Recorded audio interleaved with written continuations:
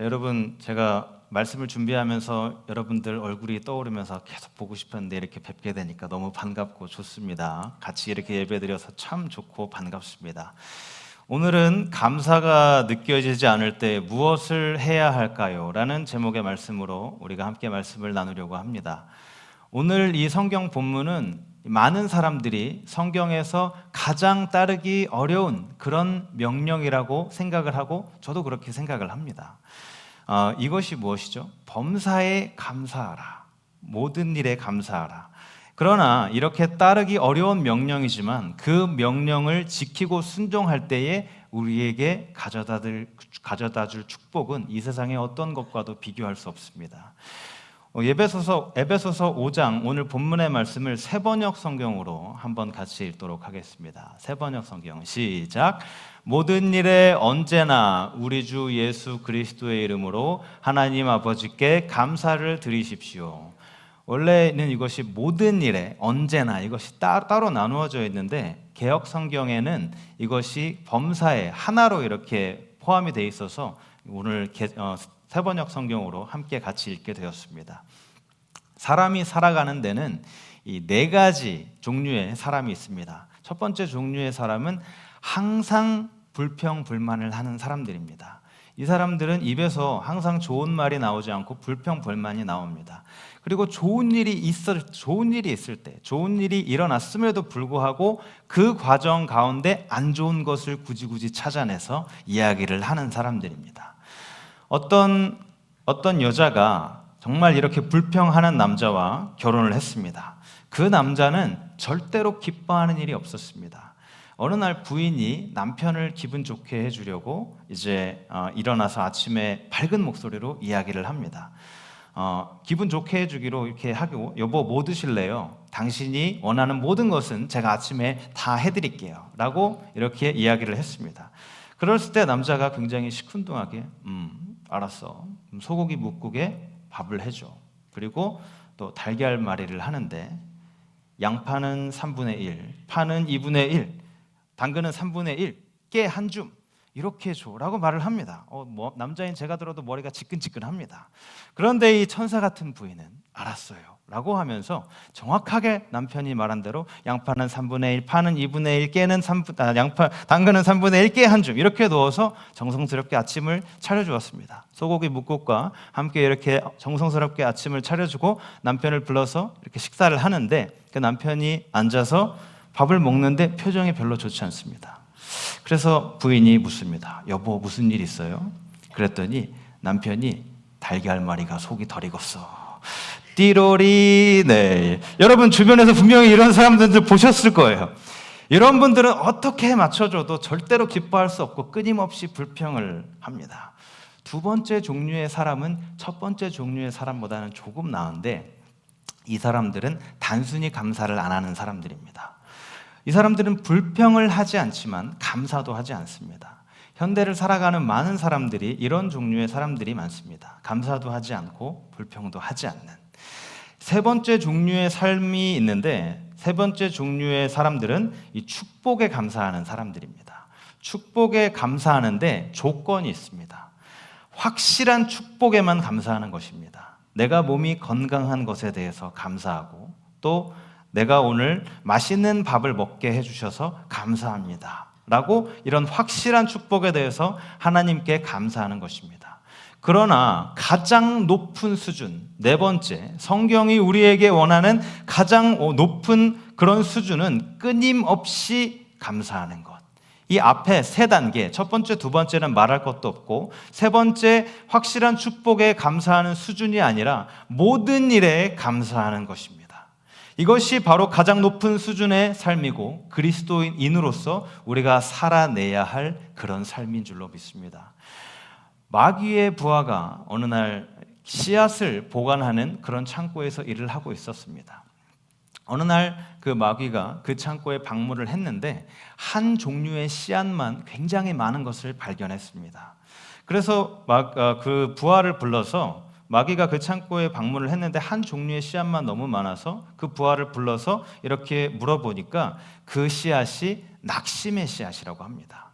그래서 왜 그렇게 낙심의 씨앗이 많냐고 물었더니 그 부하가 낙심의 씨앗을 사람의 마음속에 심을 수만 있다면 주인님께서 원하시는 것의 대부분을 저희가 얻을 수 있습니다. 그리고 또 이렇게 이야기를 합니다. 이 낙심의 씨앗은 감사하는 사람의 마음을 제외하고는 거의 모든 곳에서 싹을 틔운다는 것을 깨닫게 되었습니다. 여러분, 감사하는 마음이 이렇게 중요하다는 것을 우리에게 역설적으로 이야기해주는 그런 예화입니다.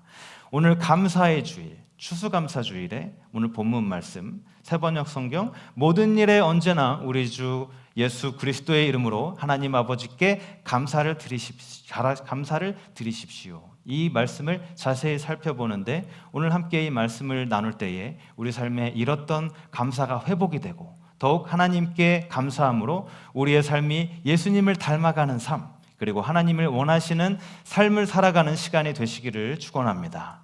첫 번째로 감사의 기간을 주목해서 보셨으면 좋겠습니다. 오늘 본문 말씀 5장 20절에 보면 감사의 기간이 나와 있는데 무엇이죠? 언제나입니다. 언제나. 즉 항상인데 항상 감사하라고 왜 말씀을 하실까요? 왜 하나님께서 언제나 감사하라고 말씀을 하실까요? 그 이유는 축복도 항상 멈추지 않고 언제나 있기 때문입니다. 언제나 있고 항상 있는 그 축복을 우리가 받기 위해서 감사를 해야 한다는 것입니다. 그러므로 여러분 11월 목요일 하루만 추수감사절의 하루만의 감사로는 충분하지 않습니다. 우리의 감사는 365일 계속되어야 합니다. 시편 68편 19절 성경 말씀을 우리 함께 읽도록 하겠습니다. 시작. 날마다 우리 짐을 지시는 주 곧 우리의 구원이신 하나님을 찬송할지로다. 셀라. 하나님은 셀라라고 말씀을 하십니다. 이 셀라가 여러분 무슨 뜻인지 아십니까? 이 셀라는 생각하고 묵상하라 라는 뜻입니다. 하나님은 매일 우리에게 가득 축복을 채워주십니다. 하나님은 오늘 여기 과일 바구니를 보니까 너무 마음이 풍족하고 좋은데 오늘 가져다 주신 모든 분들에게 감사를 드립니다. 이렇게 과일 바구니, 여기에 놓여있는 과일 바구니보다 훨씬 더 큰 축복의 수레를 여러분에게 준비해 주셨습니다. 그리고 예레미야 애가 3장 23절에 하나님의 인자하심에 대해서 기록을 해놓았는데 제가 읽겠습니다. 이것들이 아침마다 새로우니 주의 성실하심이 크시도소이다 라고 말씀을 합니다. 이것들은 하나님의 인자, 하나님의 긍휼을 우리에게 이야기해 줍니다. 사랑하는 여러분, 하나님은 여러분에게 성실하셨고 그 성실하심은 매우 크십니다. 그러니 여러분 매일매일 모두 감사하는 마음을 넘치도록 가지시기를 축복합니다. 그리고 모든 기도에는 감사가 섞여 있어야 합니다. 빌립보서 4장 6절의 말씀을 같이 읽도록 하겠습니다. 시작. 아무것도 염려하지 말고 다만 모든 일에 기도와 간구로 너희 구할 것을 감사함으로 하나님께 아뢰라. 아멘. 여러분이 하나님께 더욱더 많은 축복을 받기 원하면서 하나님께서 여러분에게 이미 베풀어 주신 축복에 감사하지 않는다면 그것은 올바른 신앙생활이 아닙니다. 여러분이 하나님께 이것도 해주시고 저것도 해주시고 이것도 주시고 저것도 주세요 라고 말씀하시면서 하나님께 이미 행하신 일에 감사하지 않는다면 그것도 올바른 신앙생활이 아닙니다. 우리는 우리 기도 생활 가운데에 요구사항을 조금 빼고 그 안에 감사로 더 채워야 하는 그런 감사로 더 집어넣을 필요가 있습니다. 감사할 때 더욱 놀라운 일이 벌어지기 때문에 그렇습니다. 자, 감사의 기간이 어떻게 된다고 말씀드렸죠? 언제나 항상 영원히 감사하는 것입니다. 왜 그렇죠? 하나님의 축복도 항상 언제나 영원히 있기 때문에 감사가 멈추지 않아야 합니다. 언제나 항상 감사할 때에 놀라운 축복을 경험하는 여러분들이 되시기를 바랍니다. 이제 두 번째로 여러분과 나누고 싶은 것은 감사의 범위입니다. 오늘 말씀을 보면 감사의 범위가 어떻게 되어 있죠? 감사의 범위는 바로 모든 것입니다. 우리는 모든 것에 감사해야 한다라고 기록이 되어 있습니다. 그렇다면 우리가 왜 모든 것에 감사를 해야 할까요? 간단히 말해서 하나님께서 그 모든 것을 주관하시기 때문에 그 모든 것에 감사를 해야 합니다. 이제 돌아가서 에베소서 5장 19절과 20절을 한번 보시기 바랍니다. 에베소서 19절 20절을 우리 같이 읽겠습니다. 시작. 시와 찬송과 신령한 노래들로 서로 화답하며 너희의 마음으로 주께 노래하며 찬송하며 범사의 우리 주 예수 그리스도의 이름으로 항상 아버지 하나님께 감사하며 라고 말씀하고 있습니다. 감사와 함께 동반되어야 하는 것이 무엇이죠? 바로 찬송, 즉 찬양입니다. 방금 읽은 구절에 따르면 우리의 마음으로 하나님께 찬양을 올려드려야 합니다. 이제 우리는 아주 기본적인 것들에 대해서 하나님께 감사할 수 있습니다. 우리가 마실 수 있는 물, 그 물을 주신 것에 대해서 하나님께 감사를 드립니다. 그리고 우리가 지금 숨을 쉴 수 있는 것, 이것에 대해서 하나님께 감사를 드립니다. 그리고 우리가 음식을 먹고 나오는 설거지에 대해서도 감사를 드립니다. 그러면 설거지? 저는 설거지 때문에 감사하지 않은데요. 설거지는 귀찮기만 하고 별로 하고 싶지 않은데요. 이렇게라고 말씀하실 수 있습니다. 그렇지만 여러분, 설거지가 있다는 것은 여러분께서 방금까지 맛있는 식사를 하셨다는 뜻이기 때문에 설거지에 대해서 감사를 해야 합니다. 설거지가 없다면 여러분이 맛있는 식사를 하지 못했을 것이고 또 우리의 배를 채워줄 수 있는 음식을 먹지 못했다는 뜻이기 때문에 설거지에 대해서도 감사를 해야 합니다. 우리가 하나님께 감사할 수 있는 그런 아주 작은 것들, 또 당연히 우리에게 주어진 것들에 대해서는 감사할 수 있습니다. 그런데 슬픈 일에 대해서는 어떻게 할 수 있죠? 도저히 감사할 수 있는 상황이 아닐 때 어떻게 감사를 할 수 있을까요? 여러분이 상처를 받았을 때, 여러분과 하나님만이 아시는 그런 문제가 있을 때, 또 아픔에 대해서, 슬픔에 대해서 어떻게 감사를 할 수 있을까요? 여러분들 중에서 저에게 이렇게 말씀하실 수 있는 분이 있으실 수 있습니다. 목사님, 제가 지금 겪고 있는 일이 무언지 아신다면 그렇게 강대상에서 빵긋빵긋 웃으면서 저에게 설교하실 수 없을 거예요 라고 말씀하시는 분이 있으실 수도 있습니다. 그렇지만 제가 말씀드릴 수 있는 것은 이 성경을 제가 쓴 것이 아닙니다. 이 성경은 제가 쓴 것이 아닙니다. 성경은 거룩한 영감에 의해서 쓰여졌고 저는 이 성경의 저자가 아니라 단순하게 말씀을 여러분에게 전달하는 그런 사람일 뿐입니다. 이것은 사도 바울이 쓴 것입니다. 그렇다면 이 사도 바울이 아무런 문제가 없었느냐라고 말하실 분은 아무도 없으실 것입니다. 제가 그동안 바울에 대해서 여러 번 말씀을 드릴 때에 그 고난, 바울이 겪은 고난에 대해서 말씀을 드렸습니다. 그런데 바울이 지금 어디에 있냐 하면 이 에베소 감옥에 있습니다. 감옥에 들어가 있는데 그 감옥에 들어간 이유가 억울한 누명, 이 사회에 그런 엄청난 혁명을 일으키는 그런 반역, 폭동을 일으키는 그런 억울한 누명을 쓰고 들어가 있습니다. 그리고 바울의 몸은 그 감옥에 있기 때문에 점점 쇠약해져 갑니다. 그런데 바울은 모든 일에 언제나 하나님께 감사하십시오 라고 이야기를 하고 있습니다. 어떻게 그렇게 할 수가 있을까요? 모든 것을 다스리고 통치하시는 하나님의 손길이 있기 때문에 그렇게 할 수 있는 것입니다. 모든 것을 다스리시고 언제나 그렇기 때문에 모든 일에 감사하고 하나님이 통치하시는 섭리 때문에 언제나 모든 일에 감사하라고 이야기를 하는 것입니다.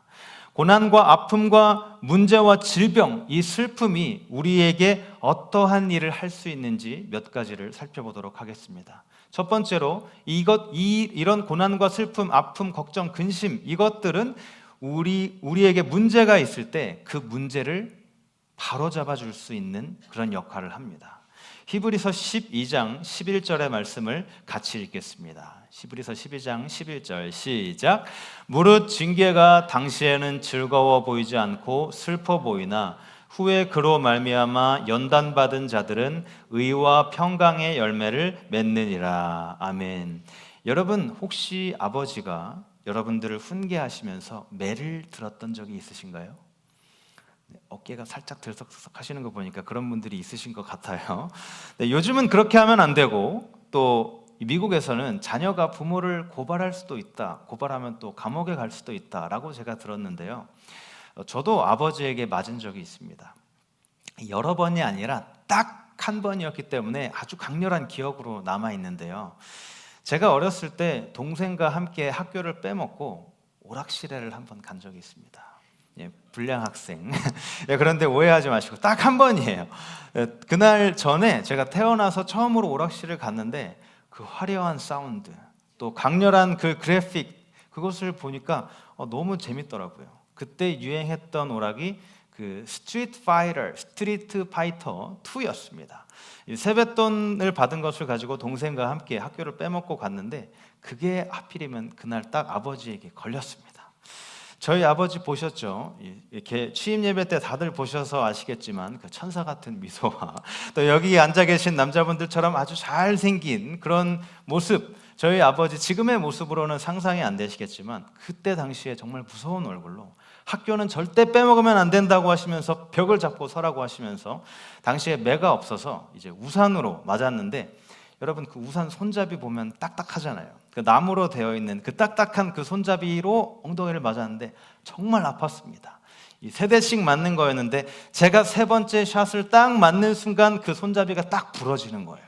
다음에 제 동생 차례인데 손잡이가 없는 채로 맞으면 정말 아무것도 아니거든요. 그런데도 제 동생은 그렇게 뭐 죽는다고 막 엄살을 피우면서 맞았는데 나중에 보니까 안 아프다고 하면 큰일 날 것 같아서 막 그런 신용을 했다고 하더라고요. 그때 당시에는 몰랐지만 지금은 아버지가 우리를 사랑하셔서 그랬구나라는 깨닫게 되었는데, 그때 맞을 때는 하나도 즐겁지 않고 아프기만 했지만 결국에는 저의 삶이 평화로운 열매를 맺게 해주는데 그런 도움이 되는 그런 고통이었습니다. 여러분, 이 고통 정말 단적인 예였지만 그런 고통과 고난이 우리를 바로잡아주기 때문에 하나님께 감사해야 합니다. 그리고 고통은 우리를 바로 잡아줄 뿐만이 아니라 두 번째로 하나님을 더욱 의지하게 만들 수 있습니다. 어려움이 없다면 우리는 하나님께 의존하지 않을 때가 많습니다. 어려움이 없다면 하나님께 기도하지 않을 때가 많이 있습니다. 그러나 우리는 그 고난으로 인해서 하나님과 더욱더 가까워지고 예수님께 더 나아갈 수 있습니다. 오늘 본문을 쓴 이 바울은 고린도후서 12장에 보면 큰 환상을 보게 됩니다. 하늘에 여러 하늘이 있는데 그 3번째 하늘에 올라가서 큰 환상을 보고 하나님께 그런 계시를 받게 됩니다. 올라가서 신성한 비밀을 보고 계시를 받는데, 그래서 7절에 보면 그 자신의 육체에 가시를 주신 것에 대해서 내가 자만하지 않기 위해서 주신 것이다 라고 이야기를 합니다. 바울은 그 자신의 몸에 있는 가시를 없애달라고 그렇게 3번이나 기도했습니다. 그 가시가 우리가 무엇인지는 정확하게 알지 못합니다. 간질이라고 이야기를 하는 사람도 있고요. 하지만 그 고통이 얼마나 컸는지 하나님께 그 가시를 없애달라고 3번이나 기도를 합니다. 여러분, 바울 그러면 어떤 사람이죠? 신약 성경이 27권이 있는데 그 중에 13권의 책을 쓴 그 바울, 위대한 사도인 바울이 하나님께 기도하면 하나님께서 바로 들어주실 것 같은데 하나님은 그 기도에 들어주시지 않습니다. 하나님은 그렇지만 바울은 하나님께 자신의 약함에 대해서 영광을 돌렸습니다. 바울은 치료할 수 없는 일에 대해서 인내해야 한다고 말하지 않았습니다. 우리 9절의 말씀을 함께, 9절의 말씀이 없나요? 제가 읽겠습니다. 나에게 이르시기를 내 은혜가 내게 족하도다. 이는 내 능력이 약한 데서 온전하여짐이라 하신지라. 그러므로 도리어 크게 기뻐함으로 나의 여러 약한 것들에 대하여 자랑하리니 이는 그리스도의 능력이 내게 머물게 하려 함이라 라고 말을 했습니다. 바울에게 이렇게 하신 것은 이런 고통으로 하여금 바울이 더욱 하나님을 의지할 수 있게 만들었던 것입니다. 때때로 우리에게 주어진 고통이 너무 가혹하다라고 느껴질 때 그 시간이 하나님께서 여러분과 더욱 가까워지고 싶다는 것을 깨달으시고 더욱더 하나님께 의지하시는 여러분들이 되시기를 바랍니다. 또 한 가지 말씀을 드리겠습니다. 하나님을 더 깊이 의지하게 하는 것 이외에도 고난을 겪을 때 우리의 믿음이 확증이 될 수 있습니다. 우리가 인내하고 계속 찬양할 때에, 어려운 일이 있을 때 인내하고 계속 찬양할 때에 그것은 마귀가 하는 일을 못하게 하는 것, 여러분 그것들 알고 계셨습니까? 여러분, 고통과 아픔과 슬픔이 있을 때조차 하나님을 찬양한다면 사단이 아무런 일을 못하게 만들 수 있습니다. 바울이 빌립보서를 기록할 때에 감옥에 갇혀 있었습니다. 그런데 바울은 항상 어떤 새로운 도시를 갈 때마다 그 새로운 도시를 가서 오늘은 하얏트에 묵을까 메리어트에 묵을까 이것을 고민하지, 호텔을 고민하지 않았습니다. 오히려 그 도시에는 어떤 감옥이 있을까를 생각하며 그 도시에 들어갔습니다. 바울이 가는 곳은 항상 자신이 가는 곳이 마지막이다라는 그런 생각으로 그곳에 방문했습니다. 빌립보서 1장 29절을 우리 함께 읽도록 하겠습니다. 시작. 그리스도를 위하여 너희에게 은혜를 주신 것은 다만 그를 믿을 뿐 아니라 또한 그를 위하여 고난도 받게 하려 하심이라. 바울은 그래, 내가 고난을 받았지만 내 고난 때문에 복음이 더욱 전파되었다라고 이야기를 합니다. 여러분, 우리가 아픔과 눈물, 두려움, 실망과 문제를 겪으면서도 하나님을 섬길 수 있을 때 그 섬김은 마귀의 행동을 막고 주님 안에서 우리의 믿음을 확증해집니다. 이 글을 쓴 바울은 그 글을 쓰기 전까지 모든 고통과 고난을 견뎌냈습니다. 바울은 배가 부서지는 난파를 겪고 매를 맞고 또 조롱과 핍박, 헐벗음, 인격 모독을 당하기도 했습니다. 하지만 하나님께서는 이 모든 것을 바울이 예수 그리스도의 복음을 전파하는 도구로 사용을 하셨습니다. 고난이 우리를 더욱 성숙하게 하고 그리스도를 닮아가는 데 도움이 된다는 마지막 이유, 고난은 우리에게 훌륭한 선생님이 될 수 있습니다. 고난을 겪기 전까지는 우리는 어디로 갈지 모릅니다. 시편 119편 67편에서 시편 기자가 이렇게 이야기를 합니다. 내가 고난을 당하기 전까지는 잘못된 길을 걸어갔다 라고 이야기를 합니다. 그러나 고난이 우리에게 하나님의 법을 배울 수 있게 해준다고 이야기를 해줍니다. 우리 71절의 말씀을 함께 읽도록 하겠습니다. 71절의 말씀 시작. 고난을 당한 것이 내게는 오히려 유익하게 되었습니다. 그 고난 때문에 나는 주님의 율례를 배웠습니다. 그 고난 때문에 주님의 율례, 주님의 법을 배웠다는 것입니다. 우리는 고난을 당하기 전에는 우리의 상황, 우리의 앞에 무엇이 놓여 있는지 제대로 보지 못할 때가 많습니다. 고난을 당했을 때, 우리가 눈물을 흐를 때, 눈물을 흘리면서 기도할 때에 비로소 눈을 들어 고개를 들어서 우리의 앞에 무엇이 놓여 있는지를 볼 때가 많이 있습니다. 여러분을 향한 하나님의 우선순위는 여러분의 건강과 여러분의 재물이 아닙니다. 여러분을 향한 하나님의 우선순위는 여러분의 봉사와 하나님께 쓰임받는 것이 아닙니다. 여러분을 향한 하나님의 우선순위는 여러분의 영적 성숙에 있다는 것을 깨달으시기를 바랍니다.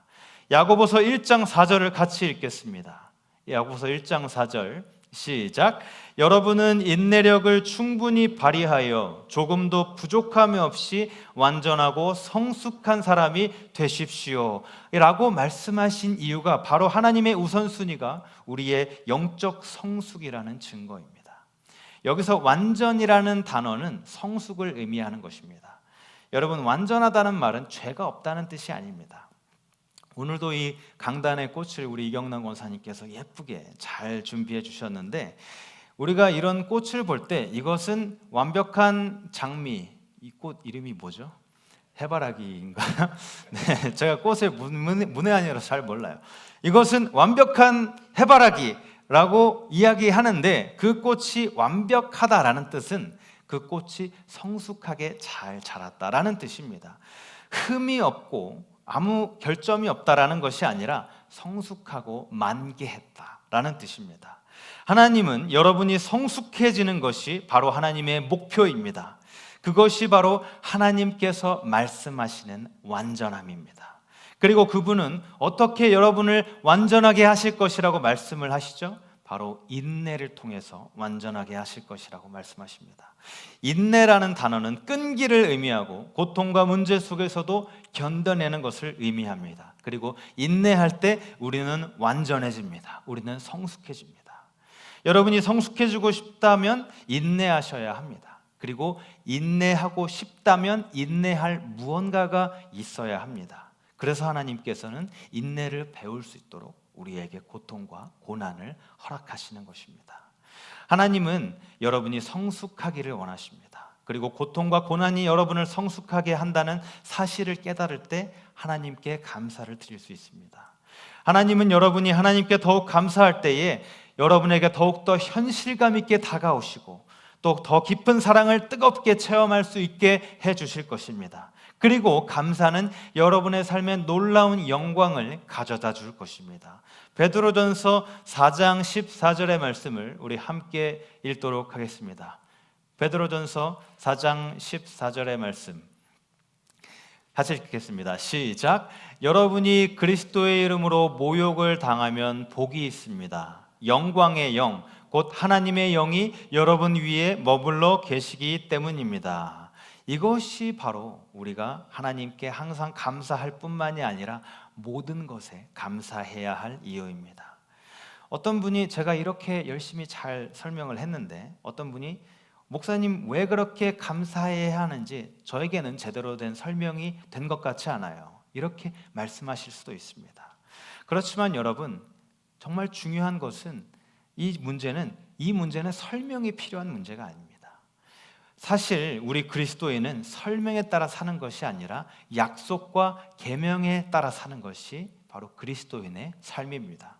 그리고 성경은 언제나 우리에게 언제나 모든 것에 감사하라라고 말을 합니다. 하나님은 하나님이시고 모든 것을 다스리시는 주권자이십니다. 그리고 하나님의 목적은 여러분이 예수 그리스도를 닮아가는 삶을 살게 하시는 것입니다. 우리가 힘든 일을 겪고 있을 때 하나님 제발 이것 좀 어떻게 해주세요. 제발 우리에게 무언가를 해주세요 라고 기도를 합니다. 바로 그 순간에 하나님은 어떻게 하시고 무엇을 여러분에게 하고 계십니다. 그 무엇은 바로 하나님께서는 여러분을 예수님처럼 만드는 일을 하고 계신다라는 것입니다. 그 사실을 깨달으시는 여러분들이 되시기를 바랍니다. 우리는 감사의 기간 언제나 그리고 또 감사의 범위 모든 일에 대하여 라는 말씀을 나눴고 마지막으로 감사의 그런 역동적인 흐름에 대해서 말씀을 나누도록 하겠습니다. 오늘 본문 말씀 모든 일에 언제나 우리 주 예수 그리스도의 이름으로 하나님 아버지께 감사를 드리십시오 라는 이 구절에서 우리 주 예수 그리스도의 이름으로 라는 것이 나옵니다. 바로 여기에 이런 역동적인 흐름이 있습니다. 진정한 감사는 바로 이 흐름, 예수 그리스도를 통해서만 하나님 아버지께 진정한 감사를 드릴 수 있는 것입니다. 감사가 없으면 진정한 그리스도인이라고 말을 할 수 없습니다. 로마서 1장에서 이교도에 대해서 말을 할 때 이교도의 특징 중에 하나가 바로 하나님께 감사하지 않는다는 그런 특징을 말을 해줍니다. 여러분, 하나님께 감사하지 않는다면 우리는 끝이 없고 아주 깊은 그런 터널로 들어가는 것과 같은 삶을 살게 됩니다. 우리가 감사의 이런 역동적인 흐름에 대해서 이야기를 하고 있는데요. 우리는 아버지께 감사를 드리는데 바로 아들 되신 예수 그리스도를 통해서 감사를 드리는 것입니다. 이 본문에서 이름이라는 단어를 문자 그대로 이름을 통해서 우리가 감사를 드린다는 뜻인데 예수님을 통하지 않고서는 신약의 방식, 또 더 나아가 성경의 구약과 신약을 포함한 모든 성경의 방식으로 하나님께 진정한 감사를 드릴 수가 없습니다. 우리 모두 예수님을 우리에게 보내주신 하나님께 감사하고 늘 예수님을 통해서 하나님께 진정한 감사를 드리는 여러분들이 되시기를 축복합니다.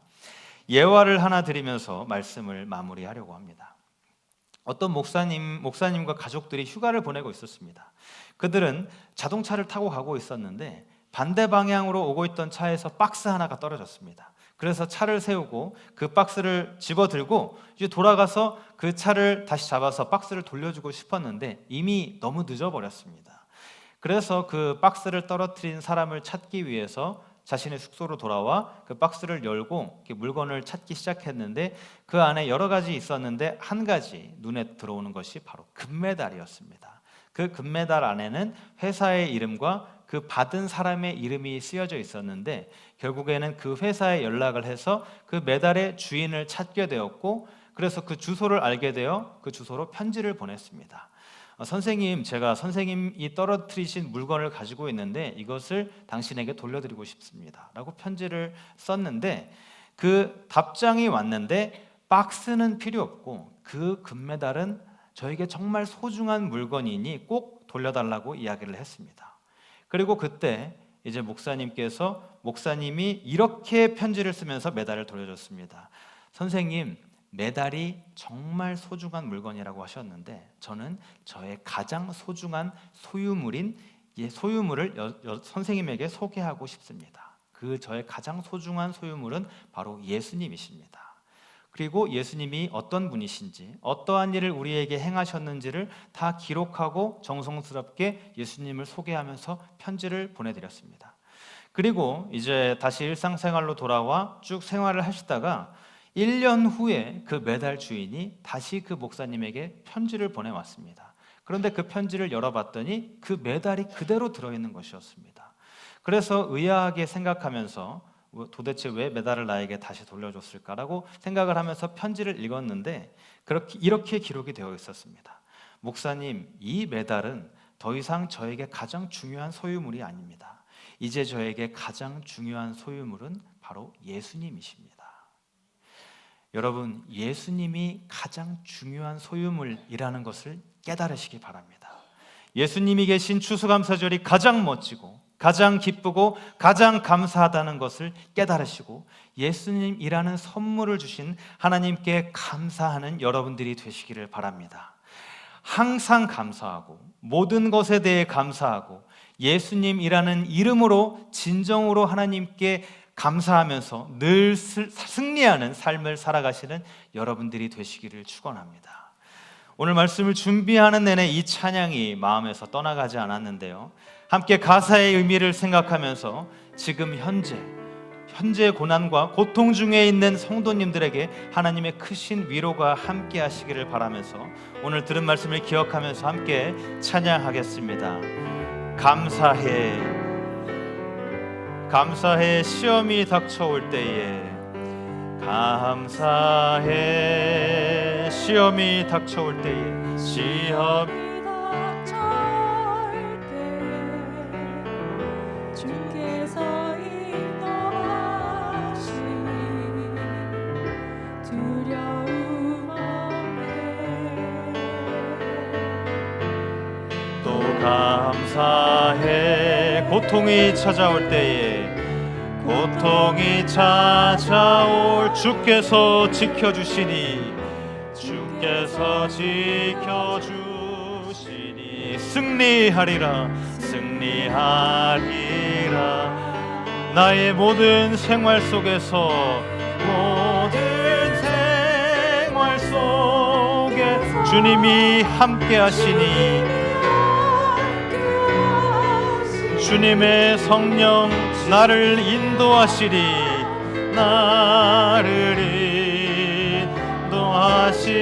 시험이 나를 찾아올 때,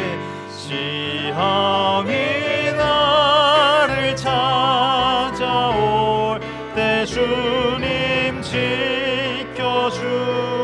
주님의 성령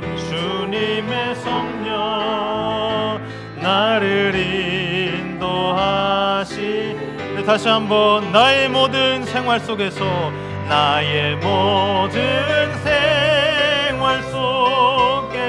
주님이 함께 하시니, 주님의 성령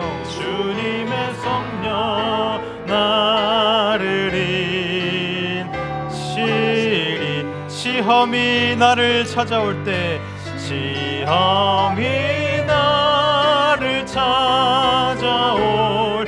주님 지켜주. 주님의 성령 나를 인도하시리. 우리 시간 함께 들은 말씀을 기억하면서 함께 기도하며 나아갑니다. 하나님 감사합니다. 오늘도 이 시간 우리에게 감사의 날 추수감사주의를 허락하시고 하나님께서 베풀어 주신 감사에 대해서 다시 한번 깨닫고 기억하게 하시니 감사를 드립니다.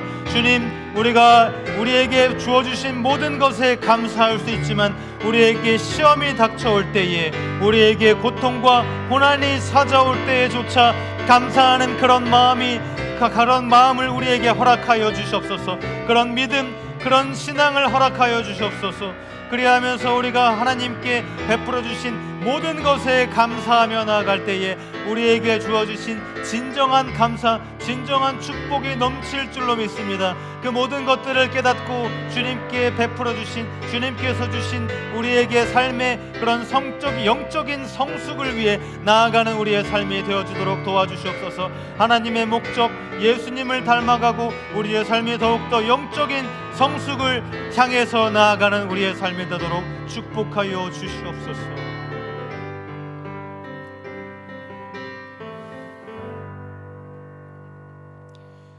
하나님, 2023년도 끝을 향해 달려가는 이때에 주님께서 무사히 지내오게 해주신 하나님의 은혜에 감사를 드립니다.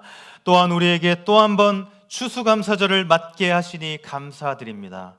그러나 우리의 감사가 이 하루 만의 감사가 되는 것이 아니라 언제나 항상 감사하게 하시고 주님께서 베푸신 모든 것에 감사하는 신앙을 소유하는 모든 성도님들이 되게 하여 주시옵소서.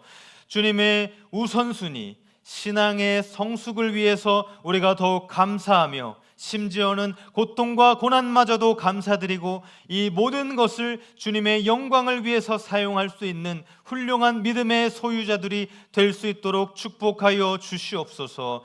예수님의 이름으로 기도드립니다. 아멘.